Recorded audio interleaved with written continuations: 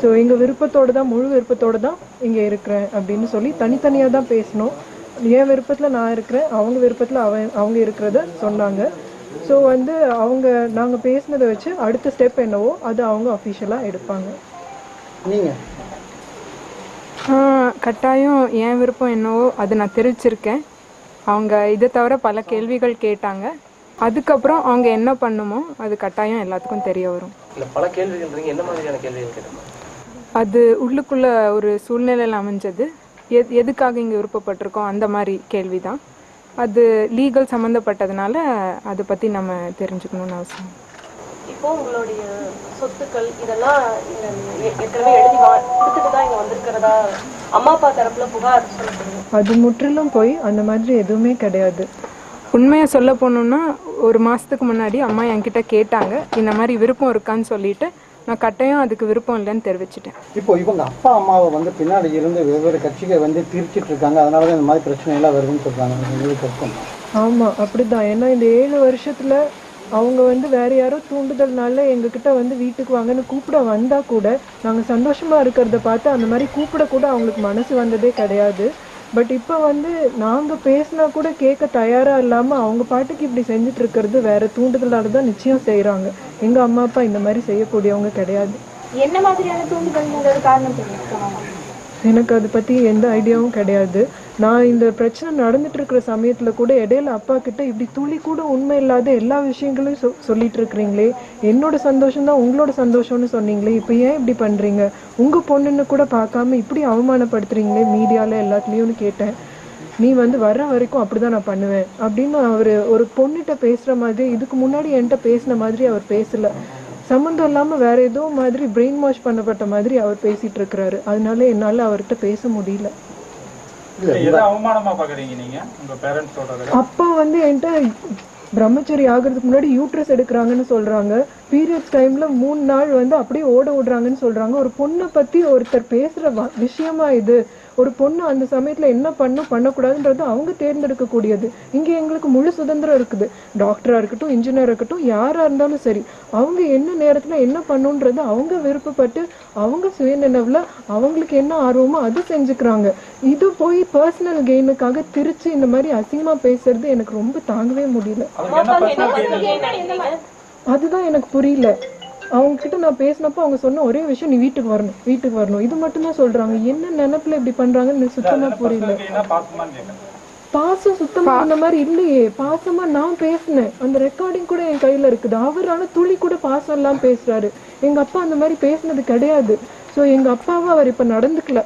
இப்போ அம்மா கொஞ்சம் ஒரு வாரம் இங்க கூட வந்து என் பொண்ணு இருக்கணும் அப்படின்னு கேக்குறாங்க. அவங்க ஆனா உங்களை பார்க்க கூட முடியலன்னு சொல்றாங்களே, இப்போ நீங்க போய் இருப்பீங்களா அப்படி? அவங்க அது துளி கூட உண்மையே கிடையாது. அவங்க 14 ஜூன் இங்க வந்தது, எங்க கூட உட்காந்து சாப்பிட்டது, படம் பார்க்கறது கூட இங்க வந்தது எல்லாமே நம்ம சிசிடிவி கேமரால ரெக்கார்ட் ஆயிருக்குது.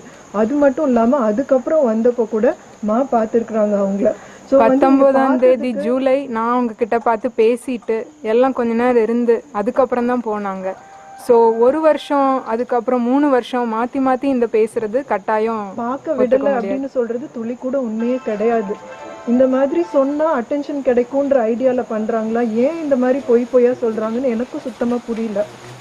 ஆனா அவங்க அம்மா வரும்போது நீங்க பார்க்க மறுத்ததா ஒரு குற்றச்சாட்டு சொல்றாங்க. உங்க அப்பா மட்டும் தான் பார்க்க வந்தாங்க, நீங்க பார்க்க வரல. அந்த 19ஆம் தேதி ஜூலை வந்தப்போ நான் வேலையா இருந்தேன். இதுக்கு முன்னாடியும் அந்த மாதிரி ஏதோ பிஸியா இருக்கிறேன் அப்படின்னா அவங்க புரிஞ்சுக்க கூடிய ஆட்கள்.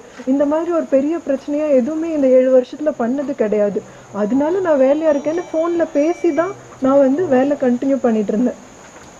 அந்த ஈவெண்ட் செலிப்ரேஷன்ல நான் வந்து கலந்துட்டு இருந்தேன். இப்போ இந்த மாதிரியான ஈவெண்ட் செலிப்ரேஷன்ல இருக்கக்கூடிய சன்னியாசிகளுக்கு அதிகப்படியான வேலை கொடுக்கப்படுகின்றோம். அப்படியெல்லாம் கிடையவே கிடையாது. இது வந்து எல்லாமே தன்னார்வத்தினால நடக்கிறது. அவங்கவுங்க விருப்பப்படுறது, எவ்வளோ நேரம் அவங்க செலவிட விரும்புறாங்க, எவ்வளோ நேரம் ஓய்வு எடுக்க விரும்புறாங்க, எல்லாம் அவங்கவுங்க தேர்ந்தெடுத்துக்கிறது. வேலைப்பழு அப்படின்றது நீங்க வேற ஒரு கண்ணோட்டத்துல பார்த்தா, குற்றம் சொல்றது அப்படின்னு பார்த்தா எப்படி வேணா சொல்லலாம். விருப்பத்தோட ஒருத்தங்க 4 மணி நேரம் பார்க்கறதுனாலும் பார்க்கலாம், நாள் முழுவதும் ஓய்வு எடுக்கிறதுனாலும் எடுக்கலாம், வேலை செய்யறதுனாலும் வேலை செய்யலாம். நம்மளோட ஆரோக்கியத்தையும் அவங்க பார்க்குறாங்க. நம்மளே விருப்பத்தோட ஸ்ட்ரெச் பண்ணாலும் இல்லை நீங்க ரெஸ்ட் எடுக்கணும் அப்படின்னு சொல்றவங்க மட்டும்தான் இங்க இருக்கிறாங்க. உங்களுடைய அம்மா அப்பா நீங்க சந்திச்சு பேச தயாரா இருக்கீங்க?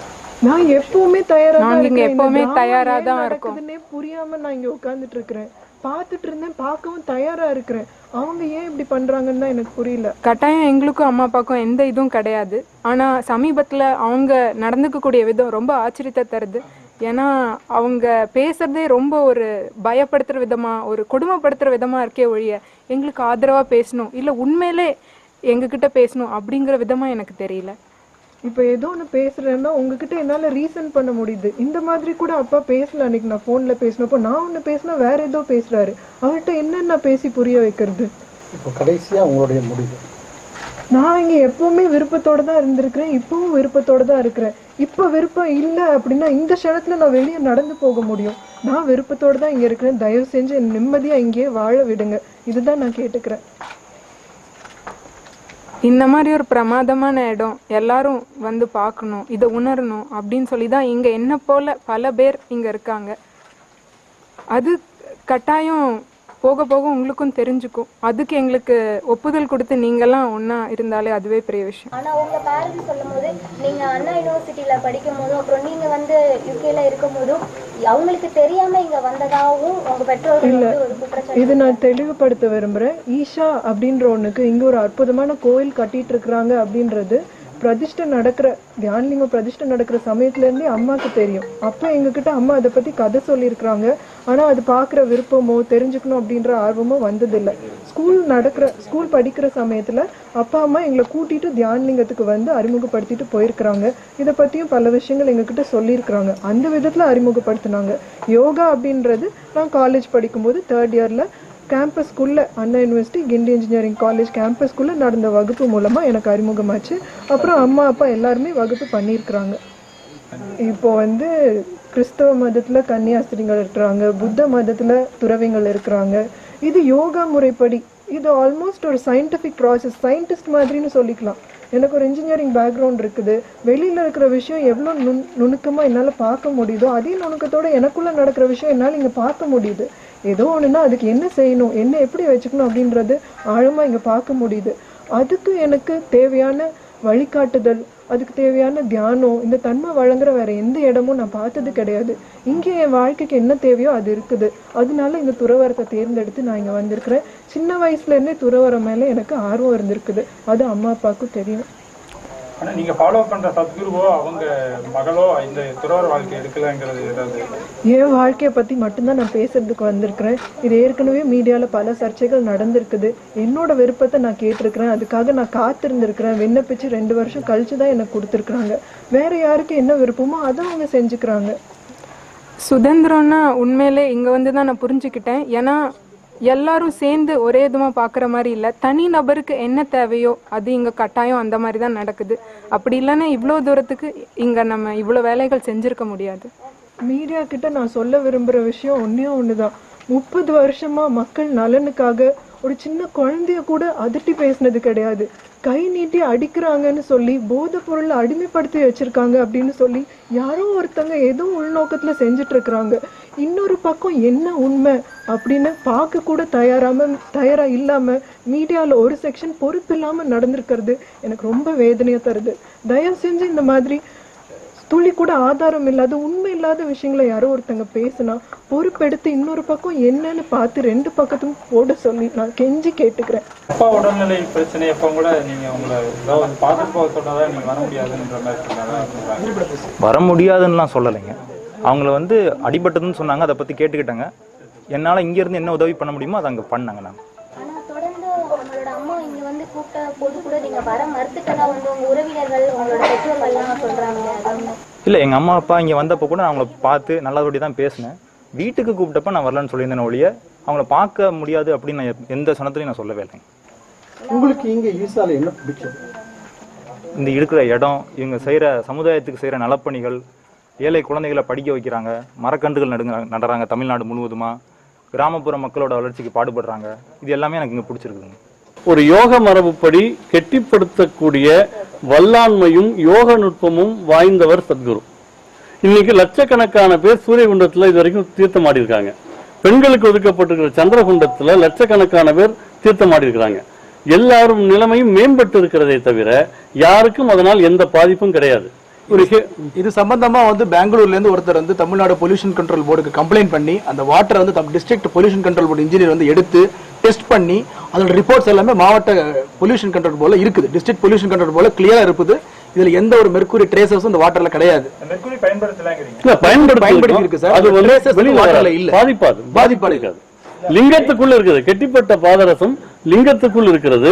அது லிங்கத்தினுடைய ஒரு அதிர்வுத்தன்மைக்காகவே தவிர எக்காரணம் கொண்டும் அது லிங்கத்திலிருந்து வெளியே வருவதோ.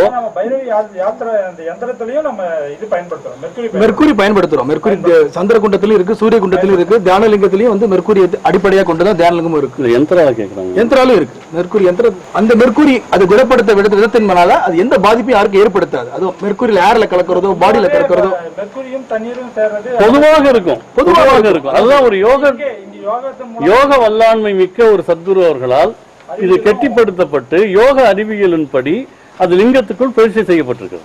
ரச சாஸ்திரம், ரச வைத்தியான்னு சொல்லி தொன்று காலத்திலிருந்து சத்குரு உருவாக்குனதல்ல, பல்லாயிரம் ஆண்டுகளாக நம்ம மரபுல இருக்கிறத அவங்க மீட்டு உருவாக்கம் பண்ணியிருக்கிறாங்க. இது நம்ம சித்த மருத்துவங்களையும் இந்த மெர்க்குரிய வந்து ஹெவி மெட்டல்ஸ் வந்து பல நிலைகள்ல பலவித நோய்களுக்கு பயன்படுத்துறாங்க.